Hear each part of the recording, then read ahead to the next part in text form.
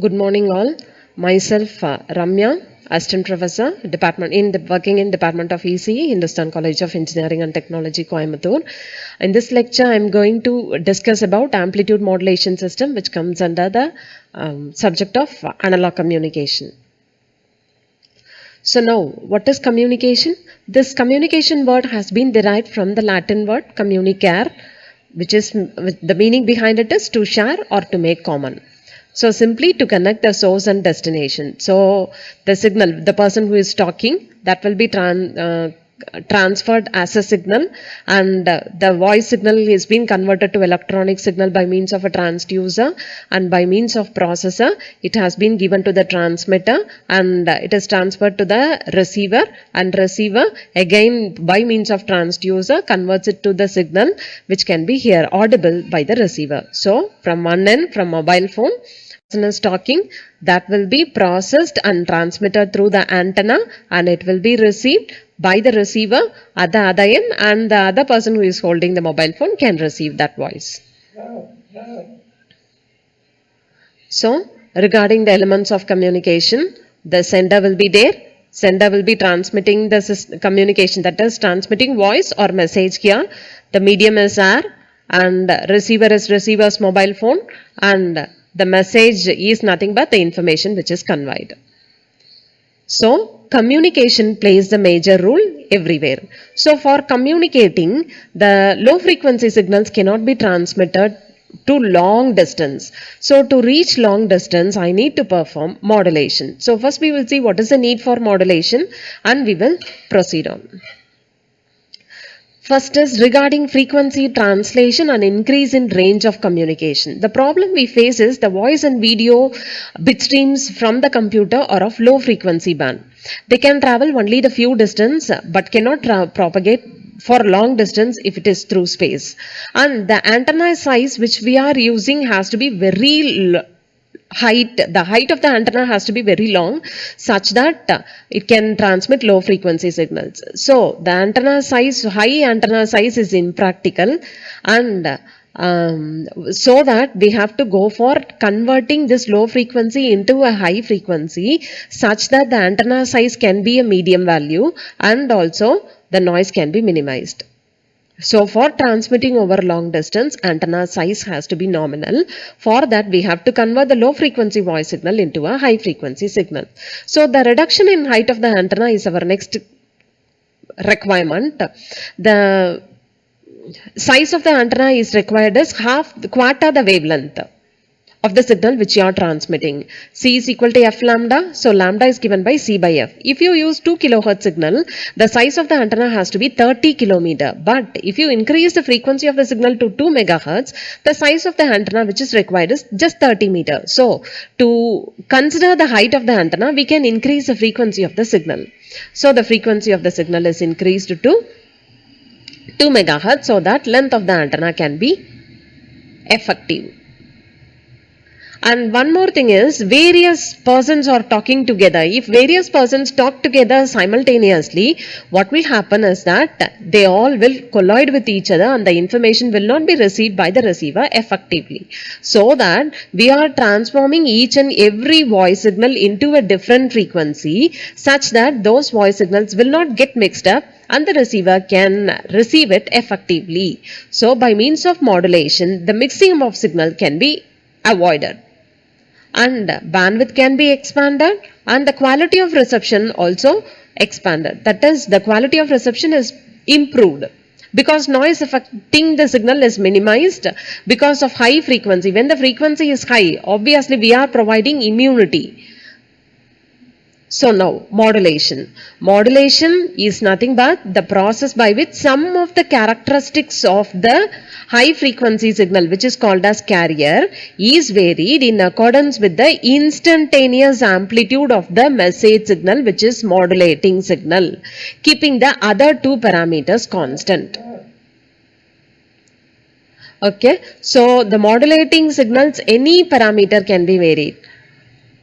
The carrier signals, any parameters can be varied. So modulation is defined as the process of changing the amplitude, frequency or phase of the carrier in accordance with the instantaneous value of the message signal.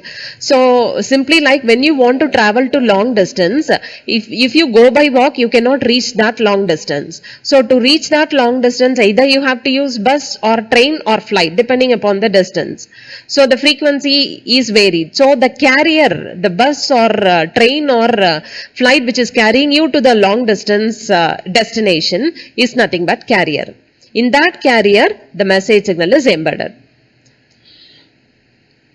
Demodulation is a reverse process to get the message signal. So the signals involved in modulation process is modulating signal, which is message signal, which is a low frequency signal. It is also called as baseband signal. And carrier signal is a high frequency signal which contains no information, which is just used to carry the message signal from one end to another end. And modulator is nothing but the process after the embedding of message signal onto the carrier signal.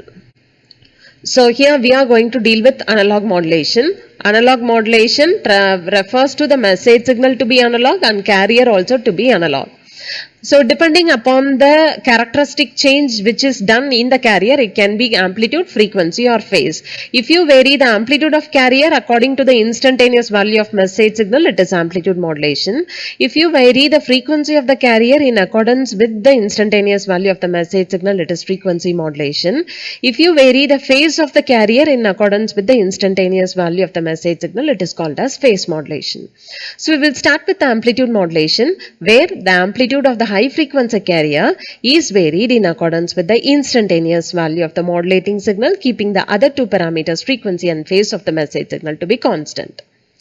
So the baseband signal is taken and that is given to the modulator. Modulator tries to provide the amplitude modulated wave where the carrier's amplitude is varied according to the message signal, and that is transmitted at the demodulator. Again the reverse process happens and the message signal is retrieved with the same frequency FM. So this is the message signal. This is the message signal and this is the carrier. So this carrier signal's amplitude is varied according to this message signal. See, the amplitude has to vary according to this signal, message signal, right? So it will be in the top and as well as the bottom. Frequency should not change, only amplitude has to change. This is the amplitude modulated wave and this is the maximum amplitude of AM wave and this is the minimum amplitude of AM wave. This is Emax, this is Emin. So Emax is given by EC plus EM and minimum is given by EC minus EM. So we will see about the equation for amplitude modulated wave. Modulating signal is given by EM is equal to small em, since this is instantaneous value. Maximum amplitude EM sin omega mt. Omega m is the angular frequency of the message signal, which is given by 2 pi fm. And carrier is given by EC, small ec equal to capital EC sin omega ct, instantaneous value, maximum amplitude, angular frequency. Amplitude modulated signal, we know that E mod is given by the carrier's amplitude alone is modified, whereas frequency is maintained as such for the modulated signal. So E mod is equal to capital E mod sin omega ct. Capital E mod is given by the carrier's amplitude will be as such. With that, message signal's instantaneous value will be added. Message signal's instantaneous value given by Em sin omega mt. So substitute that value here. EC, capital EC plus EM sin omega mt into sin omega ct. So what will happen is that EC sin omega ct plus EM sin omega ct sin omega mt. We know that sin A sin B is equal to 1 by 2 cos A minus B minus cos A plus B. So applied here, EC sin omega ct plus EM by 2 cos omega C minus omega M into T minus cos omega C plus omega M into T. So this determines the expression for amplitude modulated wave with three components. One is carrier component, another one is one sideband component and another sideband component here, which is Fc minus Fm. So it is lower sideband component, which is lower than Fc. So it is lower sideband, and this is higher than Fc. So it is called as upper sideband component. These lower sideband and upper sideband are having the amplitude of Em by 2. You can represent it in another form like this. So if you take EC outside, you will get EM by EC into sin omega mt. This EM by EC is called as modulation index. Modulation index is defined as the ratio of EM by EC. So sideband is nothing but the band of frequencies which are lower and higher frequencies of the carrier frequency. So this is carrier, this is lower sideband Fc minus Fm, this is upper sideband Fc plus Fm. So the bandwidth required for transmission of this AM wave is upper sideband minus lower sideband, which gives you 2 Fm. So this component, this AM wave is called as double sideband full carrier. So double sideband full carrier's bandwidth is 2 FM, and the advantages of AM wave is it can be relatively inexpensive and travel over long distance, but it is not better when the noise is more and bandwidth will be wasted for a double sideband full carrier. So the AM is a low quality form of modulation for commercial broadcasting, and it is used in two-way mobile radio communication system and also in aircraft communication system. These are the references referred. And so as a whole in this lecture we have seen about double sideband full carrier amplitude modulation system. Thank you all.